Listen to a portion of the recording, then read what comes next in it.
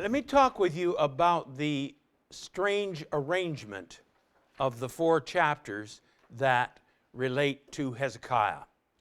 Now, most scholars today argue that this story of Hezekiah is original to Kings, and Isaiah copied it and did some things to it.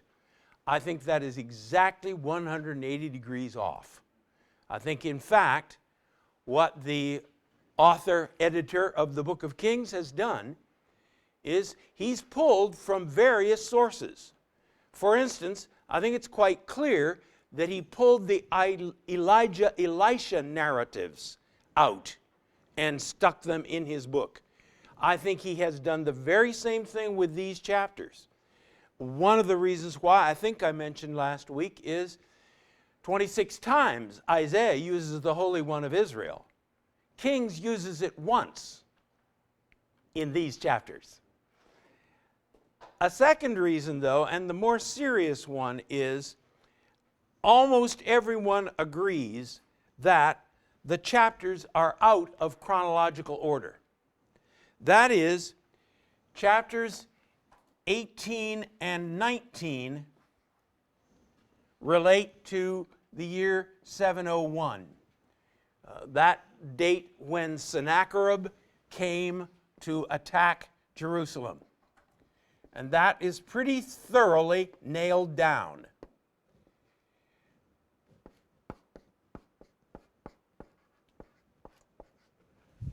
But almost certainly, chapter 20 in particular, comes maybe as early as 712 BC.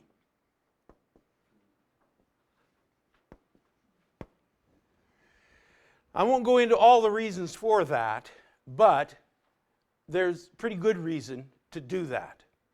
So for some reason or other, this earlier event got put later in the chronology of the book. Now what's going on? In 701, we see Hezekiah demonstrates God's trustworthiness.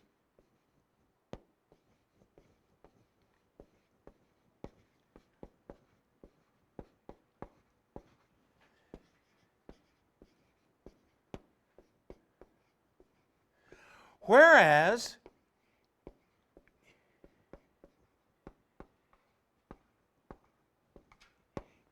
in the earlier experience, maybe as much as 12 years earlier, Hezekiah failed to glorify God. So actually, in his lifetime, Hezekiah did better as he went along.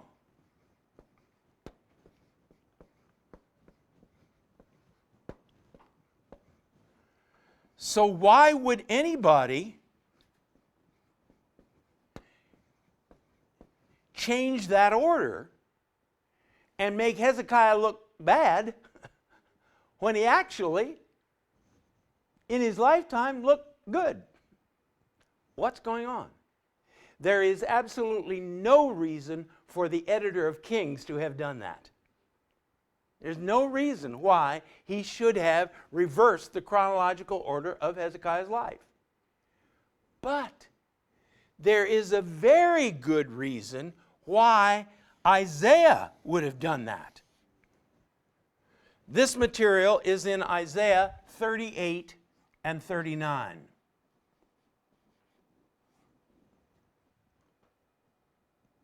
Right before, guess what? Chapter 40. Aren't you surprised?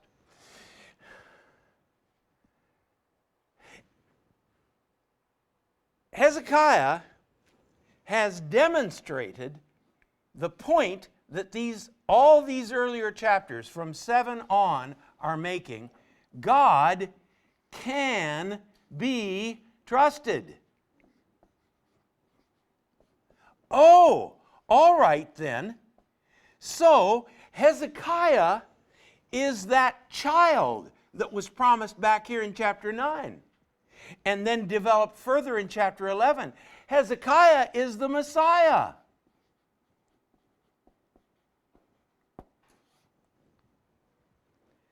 Now, why then might Isaiah put this earlier experience later in the story? Hezekiah is not the Messiah. We've got to look farther to find out who the Messiah is. It doesn't matter how perfectible a human being is. No human being can save the world. That's what's going on. So I say the reordering of his chronology makes perfect sense in Isaiah.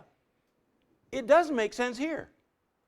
So I'm confident that the editor has taken this material right out of Isaiah. He said that's very useful for my point about idolatry and trust and service. And he's taken it right out, whole cloth, and put it in, and he hasn't done any reorganizing. I think that's what's going on. So, here we find the story. God says, you're going to die. Have a good day. Very, very blunt, very striking in its bluntness, I think. And I wonder why God does that. Put your house in order. You're going to die. You will not recover. Bye. What in the world?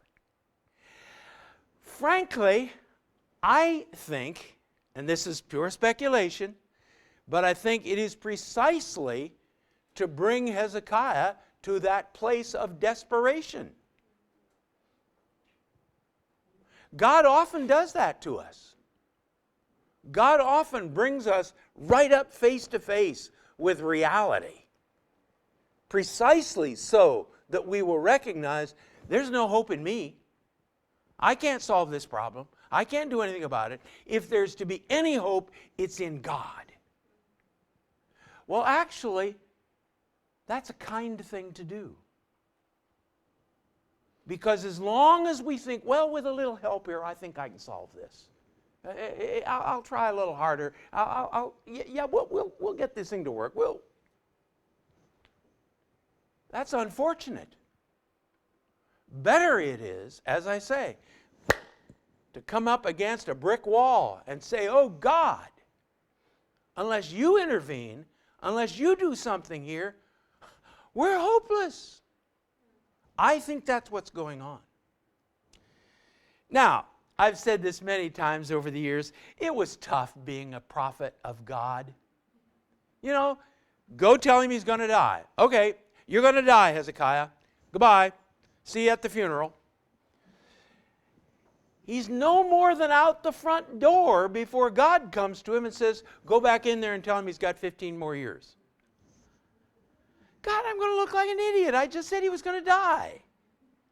Who are you working for? Yes, sir. And so he goes back in. Now again, I like to talk about this to seminary students. God is not out to build your reputation. God is not out to make you look good. God has chosen you to be His voice, to speak His word. And to be very honest with you, as we've seen these tragic failures among leaders in past weeks and months, I honestly think their success did them damage.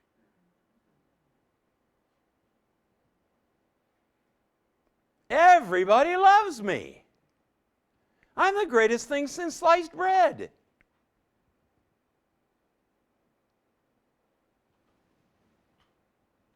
Hezekiah lies on his bed and says, God, if you don't do something here, it's over. He turned his face to the wall and prayed to the Lord, remember, Lord. And this is as we sang in the hymn, a lovely, lovely statement. I have walked before you. Walked. I've lived my life with you faithfully and with a perfect heart, and have done what is good in your eyes. I've talked a little bit about this with you before. The King James, as I recall, which is increasingly dangerous at my point in life, but as I recall, uses the word perfect 52 times in the Old Testament. The NIV uses it 21 times.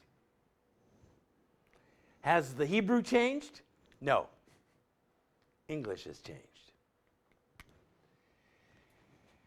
The word is a whole heart. Complete. Total.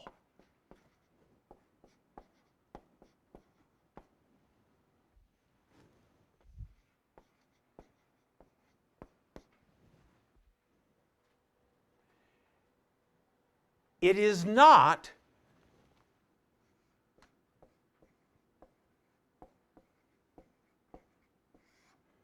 which is how we have come to restrict the meaning of perfect. It's a perfect diamond, absolutely flawless. So, I have a perfect heart. Why, you boastful liar? You mean in your person, and remember that's what heart means, where you think, where you feel, where you decide, in the core of your being, you are flawless? Give me a break. No, that's not what the Bible is talking about. The Bible is talking about a person who is completely God's.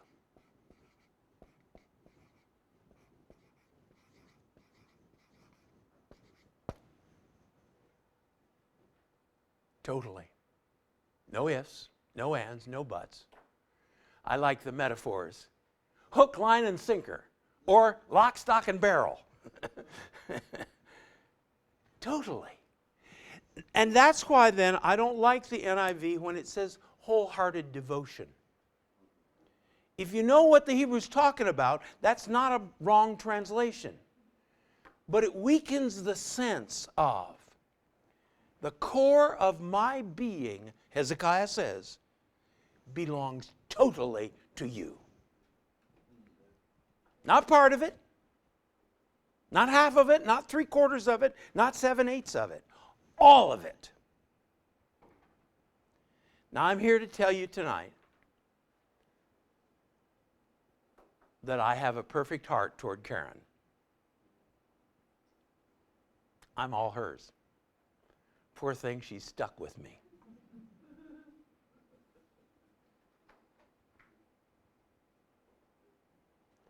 Am I a perfect husband? I'm sorry, no.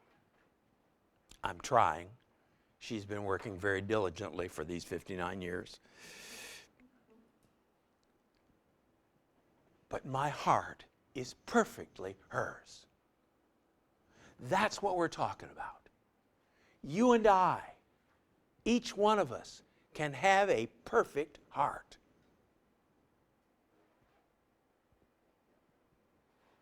Now the accuser will come and say, well, now what about this? What about that? What about the other thing? Oh, sometimes he's right, and we've got to deal with that.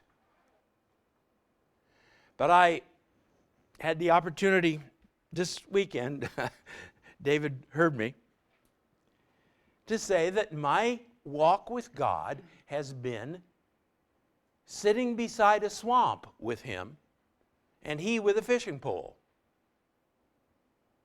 Now for about 60 years. And every so often, God gets a bite and reels it in. And he says, John, what is that?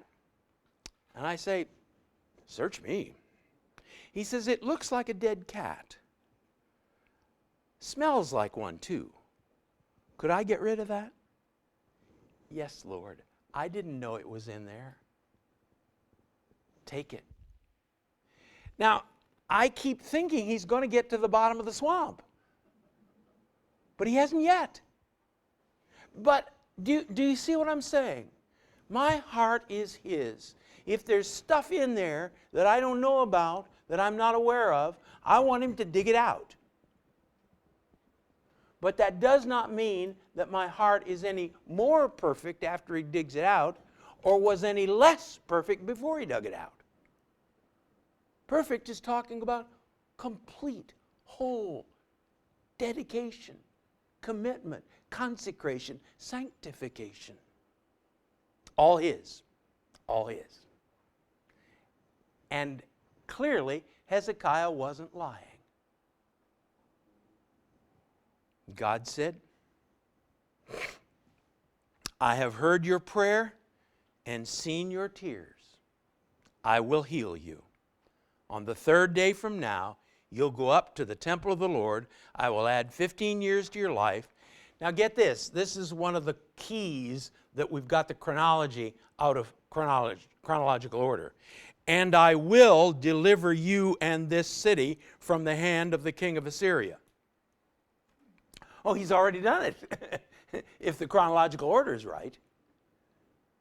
If what I've suggested to you is correct, then in fact this is a prediction, and very probably was the basis for Hezekiah's faith. He could say to the people, no, we don't have to surrender. God has promised me he's going to deliver us. And the Rabshakeh says, don't listen to Hezekiah who says God's going to deliver you, because he can't. So, at any rate, God hears him. Oh, brothers and sisters, that you and I could at the end of our lives speak these words. I have walked before you faithfully with a perfect heart and have done what is good in your eyes. How would you like that on your tombstone? And God says, you're right. Perfect performance? No. We've always got to keep that straight. As long as we're human beings, our performance will be flawed. And we who have taught and preached holiness have not sometimes been careful enough at that point. Well, since my heart is perfect, therefore my performance must be perfect too. You think it isn't, but it is. Ouch.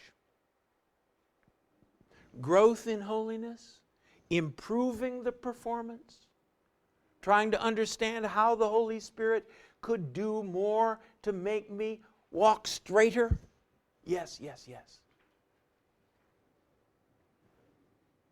But a heart that is wholly his. Create in me a clean heart, David cried. Yes. Perfectly clean, pure, all his. So,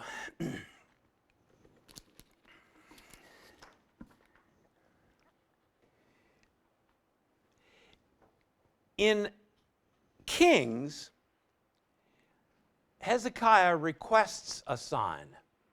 In Isaiah, we don't have the report of the request. It's simply God gives it. Now, did the writer of Kings put it in? I think so. If a sign comes up here, where did it come from? Well, Hezekiah asked for it.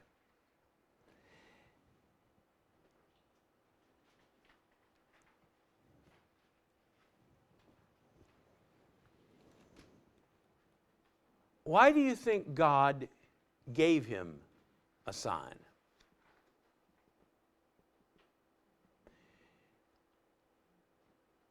And why does Hezekiah ask for one?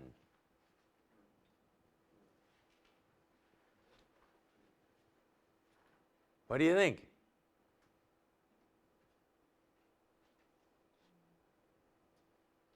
I'm reminded in Isaiah where Isaiah told Ahaz to ask for a sign that to show faith, and Ahaz was not.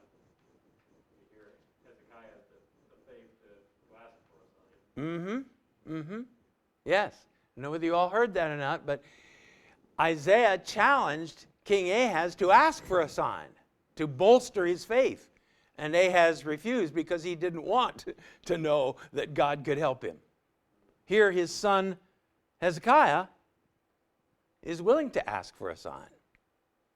He's willing to have his faith bolstered. He dares to believe that God will indeed do this, but he'd like to have his faith bolstered in the process. Yeah, I think that's what's going on. So why this sign?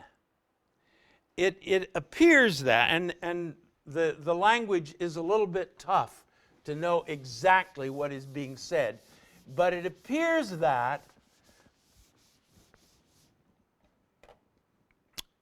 the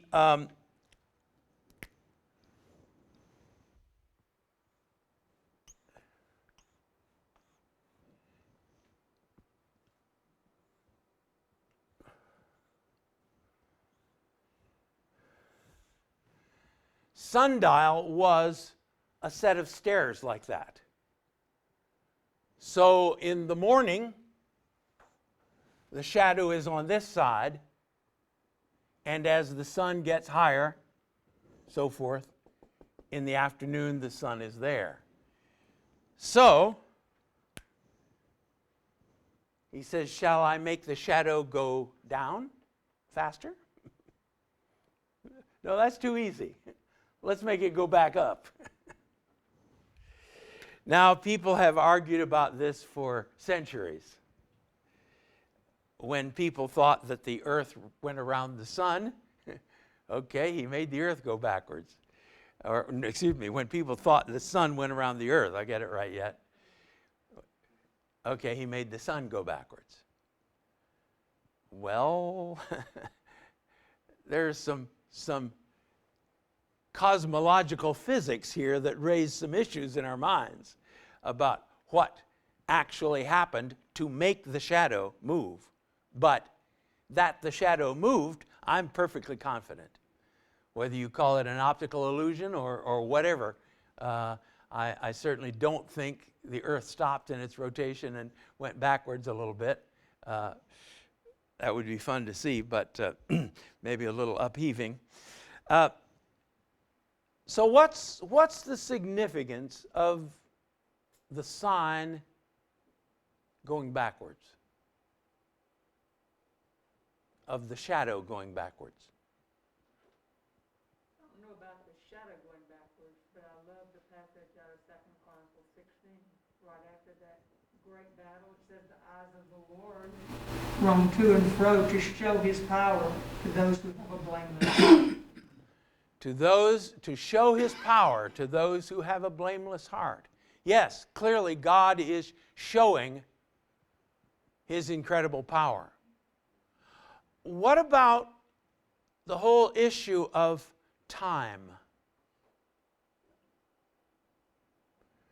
I think the point is that time is in the hands of our God. Our times are in your hands, says the Bible in one place. And I think it's that sort of thing. Can I give you 15 years ahead? Well, the proof is I could take it 15 years back if I wanted to. All of time is in my hands.